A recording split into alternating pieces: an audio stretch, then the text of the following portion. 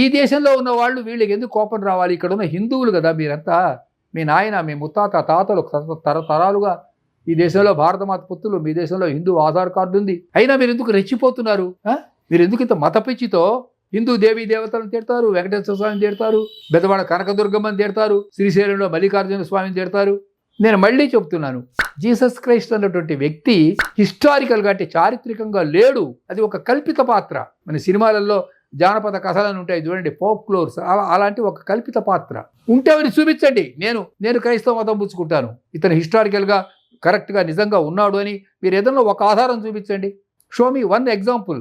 లేడనే పరిశోధన చేసి సుదీర్ఘంగా రీసెర్చ్ చేసి నేను కనిపెట్టిన విషయం మీకు చెప్తూ ఉన్నాను. కాబట్టి మిత్రులారా, మీరు ఈ దేశంలో ఉన్న 140 కోట్ల మంది కూడా మీరు భారతీయులు, అది మర్చిపోవద్దు.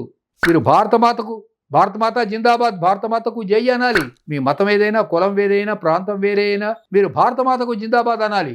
అంతేగాని జెరూసలేం జిందాబాద్ అని అనకూడదు. అది వాళ్ళ పని, వాళ్ళ దేశం, వాళ్ళేదో వాళ్ళు చెప్పుకుంటారు. కానీ మీరు ఏదో తాత్కాలికమైనటువంటి కొన్ని రాజకీయ లాభాలను దృష్టిలో పెట్టుకొని కొన్ని బెనిఫిట్స్ కోసం మీరు దేశద్రోహం చేయకండి. మీకు సవినయంగా నేను విజ్ఞప్తి చేస్తూ ఉన్నాను. నమస్కారం.